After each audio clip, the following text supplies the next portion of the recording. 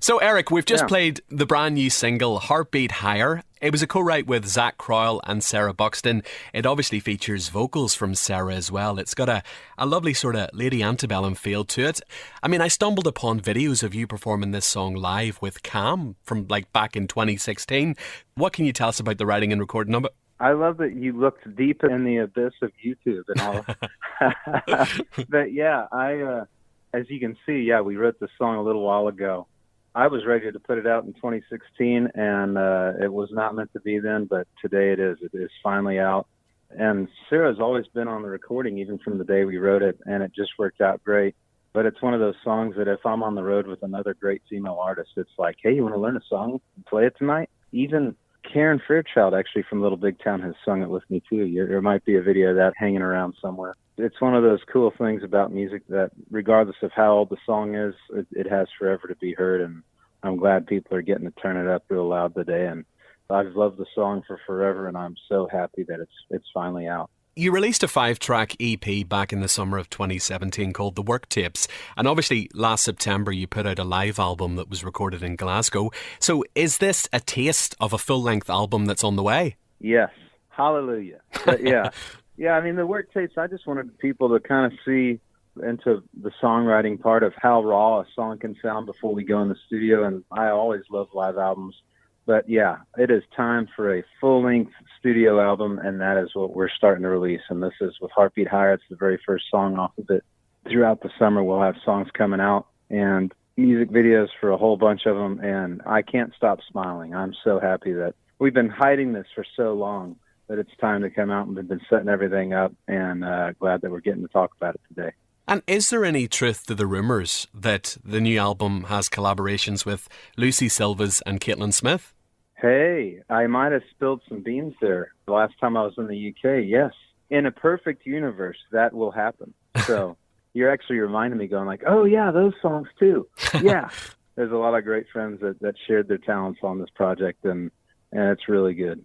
So you performed in Dublin last September at the Academy with Thompson Square, and I know you've obviously also toured England and Scotland before. You've played, big events like Long Road, you've played CMA Songwriters. I know you opened for Eric Clapton at Hyde Park, and towards the end of October of this year, you're due to be kicking off a pretty big UK tour with the Shires, which is going to be pretty exciting, right? That'll be huge. We were actually supposed to be on tour right now, and we all are very aware there's the pandemic, which hopefully everybody's safe and know they're not alone right now. We're all in together. Music's bringing us together. But yeah, I cannot wait to come over to y'all's neck of the woods in October, November, December, and might just have to hop over to Ireland just to say hello and grab a pint over there. Just really, really happy that touring in the UK and Europe is working out great for me, and just I love it over there. Back in March, before the event was postponed, obviously yourself, Abby Anderson and Tennille Towns were due to appear at CDC in London, Glasgow and Dublin as part of Introducing Nashville. I know that you guys did get a chance to play the festival in Amsterdam and Berlin. So how was that experience? And also, is there any chance that you three may play CDC Dublin next year? Yeah, let's keep throwing it out there. I know that they're trying to reschedule it. I will 100% be there. It was just a whirlwind of craziness when all that hit. And I mean, in Berlin and Amsterdam, very aware, wash your hands. I mean, I do that just as a singer. I never don't wash my hands. Got to the O2 in London. We were going to be playing the next night. And yeah, midnight, we had new flights and we're home like the next afternoon. It was just a whirlwind. And I remember taking off going like, we didn't go to Dublin or Glasgow. And it's like those big moments, a memory's going to happen, and then it just doesn't, Yeah. And so hopefully soon we'll get to make those memories together again when it's safe, and totally good to be standing next to people and loving on them and loving the music it played. But yeah, Tennille is insanely good. Congrats to Abby. She just got engaged. Yeah. It'll be a lot of fun. Hopefully we'll all get to share the stage again, because that was some magic hanging out with those two girls. They're just really good. An aspect that I really want to draw attention to is the fact that you've enjoyed so much success with songs that you've written that have been recorded by other artists. And proof of that is the fact that 4 of the songs that you were involved in the writing of were amongst the top 100 most played country songs of the past decade. Your own song Friday Night, Angel Eyes from Love and Theft, Even If It Breaks Your Heart from the Eli Young Band, and the number 1, Jake Owen's Barefoot Blue Jean Night. That is an incredible accomplishment. That's crazy. That sounds like you made it up. But yeah, it's apparently true. I somehow wrote for the top 100 and somehow wrote the number 1 most played song last decade. So I'm sorry, and you're welcome. But no, but it's, as life goes on, people tell you what's happened in your life, and I'm glad that I get to smile and go, cool. I haven't been lazy. That's good.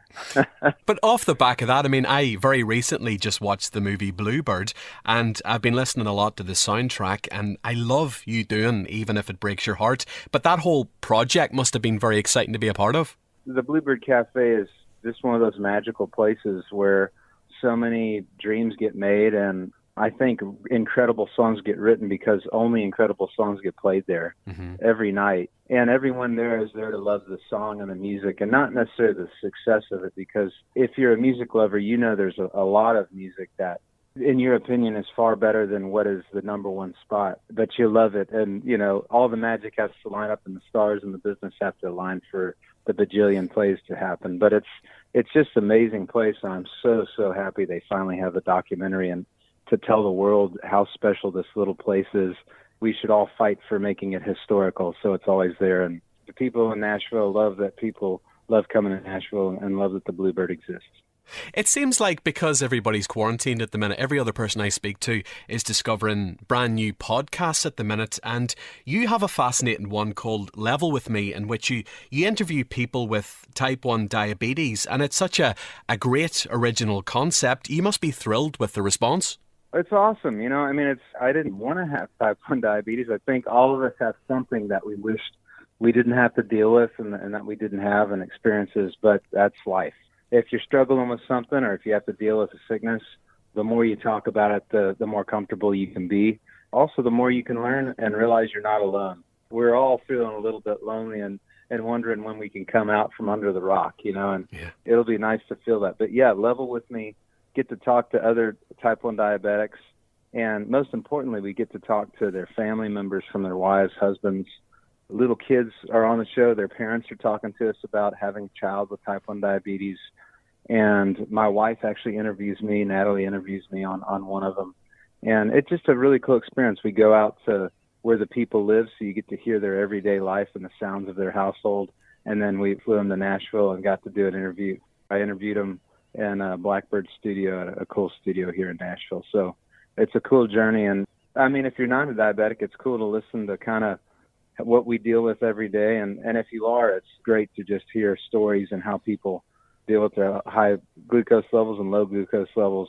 Obviously, this year has been an incredibly tough year for the people of Nashville in particular, with coronavirus, and before that there was the devastating tornado. But from your perspective as somebody who lives there, from here in Northern Ireland, it was kind of fascinating and inspiring to almost watch the resilience people showed immediately after that tornado.